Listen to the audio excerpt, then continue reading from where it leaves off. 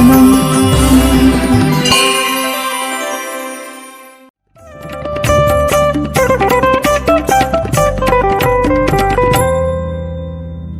అలాగే మరొక విషయం ఆయన చెప్పింది ఏమిటి అని అంటే, ఎవ్వడూ కూడా అహంకారపడొద్దు సుమా. అహంకారం అనేక రకాలుగా వస్తుంది. నాకు డబ్బు ఉంది అని కొంతమందికి అహంకారం, నాకు విద్య ఉంది అని కొంతమంది అహంకారం, నాకు అధికారం ఉంది అని కొంతమందికి అహంకారం, నాకు శక్తి ఉంది అని కొంతమందికి అహంకారం. శంకరులు అన్నారు, ఇవి ఏవి శాశ్వతం కాదురా నాయన. డబ్బును చూసుకొని, అధికారం చూసుకొని, బలం చూసుకొని, నీ పాండిత్యం చూసుకొని నువ్వు అహంకారపడుతున్నావు. ఇవి ఏవి శాశ్వతములు కావు. వీటిని చూసుకొని నువ్వు అహంకారపడ్డావు అని అంటే అది చాలా పెద్ద పొరపాటు. మా కురు ధనజన యౌవన గర్వం హరతి నిమేషాత్ కాల సర్వం. ఇవన్నీ నిమిషంలో హరించుకుపోతాయిరా నాయన. వీటిని చూసుకొని ఎందుకు అహంకారపడతావు? ఆ అహంకారం వచ్చింది అని అంటే అప్పుడు మన వల్ల తప్పు పనులు జరుగుతాయి. ఈ అహంకారం ఉన్నవాడు తప్పులు చేస్తాడు. వాడు ఏమనుకుంటాడు అంటే, నన్ను ఎవడేం చేస్తాడు, నా ఇష్టం, నేను ఏమన్నా చేస్తాను, నా దగ్గర డబ్బు ఉంది, నా చేతిలో అహంకారం ఉంది, నేను ఏమన్నా చేస్తాను, నన్ను అడిగేవాడు ఎవ్వడు లేడు. కానీ వాళ్ళందరికీ ఒక విషయం మటుకు మనం చెప్పాలి, నిన్ను ఇక్కడ అడిగేవాళ్ళు ఎవ్వడు లేకపోవచ్చు, నువ్వు శరీరం విడిచిపోయిన తర్వాత అడిగేవాడు ఒకడున్నాడు, వాడికి నువ్వు జవాబు చెప్పాలి.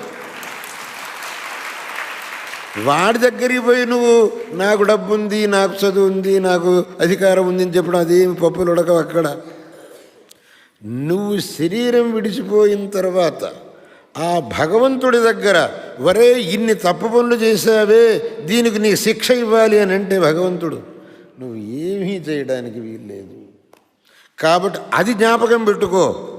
ఇక్కడ నన్ను ఎవ్వడు అడిగేవాళ్ళు లేరు అని చెప్పేసి తప్పులు చేయక,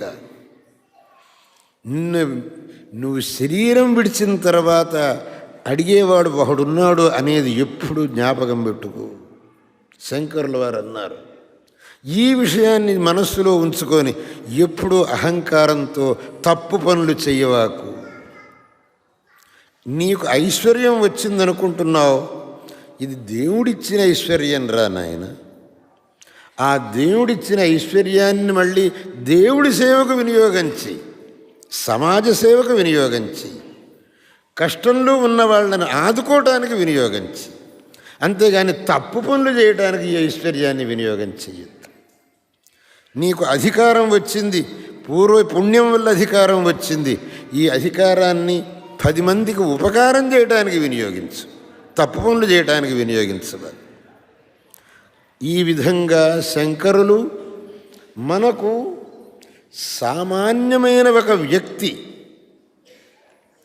ఏ విధంగా తన జీవితాన్ని నడపాలి అనటానికి అనేక విధమైనటువంటి ఉపదేశములను చేశారు. అందువల్లనే ఆయన యొక్క కీర్తి అజరామరమైపోయింది. ఆయన అవతారమై 12 శతాబ్దముల కంటే ఎక్కువ కాలం గడిచినప్పటికీ కూడా ఇవాళకి ఆయన పేరును మనం అత్యంత భక్తితో ఉచ్చరిస్తున్నాం.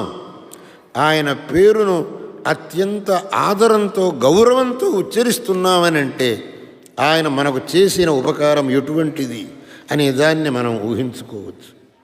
అందువల్ల ఆ శంకరులు ఏదైతే మనకు సన్మార్గం చూపించారో ఆ సన్మార్గంలో మనం వెళ్ళాలి.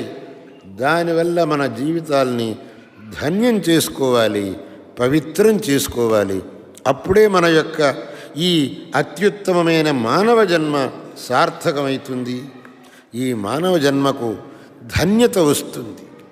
అందరూ ఈ విషయాన్ని గమనించి దీన్ని సదా మననం చేస్తూ అదేవిధంగా తమ యొక్క జీవితాల్ని జరుపుకోవాలని నేను చెప్పడానికి అభిప్రాయపడుతున్నాను. మంచిర్యాల పట్టడానికి నేను ఇంతకు పూర్వం 2 మార్లు వచ్చాను. ఎప్పుడు వచ్చినా ఈ పట్టణవాసులు శృంగేరి జగద్గురు పీఠ విషయంలో మహాభక్తి శ్రద్ధలతో జగద్గురువులను సేవించి జగద్గురువుల ఆశీర్వాదమునకు పాత్రులైనారు. అదేవిధంగా నేను ఈసారి కూడా ఈ మార్గంలో పోతూ మంచిర్యాలను విడవకూడదు. ఒకరోజు మంచిర్యాలలో ఉండి జనులకు ఆశీర్వాదం చేసి వెళ్ళాలి అనే దృష్టితో ఇక్కడికి వచ్చాను. మిమ్మల్ని అందరినీ చూచి అత్యంతమైన ఆనందం పొందాను. ఎందుకంటే ఇంత క్రితం మీ యొక్క భక్తి శ్రద్ధలను నేను ఎరిగి ఉన్నాను గనక ఆ భక్తి శ్రద్ధల్లో ఏ విధమైన లోపం లేదు అనే భావం మనసుకొచ్చి చాలా తృప్తి అయింది, సంతోషమైంది. భగవంతుడు మీకు ఇదే విధమైనటువంటి భక్తి శ్రద్ధలను సదా కరుణించుగాక. భగవంతుడు మీకు ధర్మం విషయంలో ఇదే విధమైనటువంటి శ్రద్ధను సదా అనుగ్రహించుగాక. మీ యొక్క మనస్సులు ఎప్పుడూ భగవంతుడి విషయంలోనే వ్యాపించుగాక. మీకు సకల విధమైనటువంటి శ్రేయస్సులు ప్రాప్తించుగాక అని చెబుతూ మీకందరికీ మరొక్క మారు నా యొక్క నారాయణ స్మరణాలను తెలుపుతూ ఈ మాటలను ఇంతటితో ముగిస్తున్నాను. హర నమః పార్వతీపతయే హర నమః.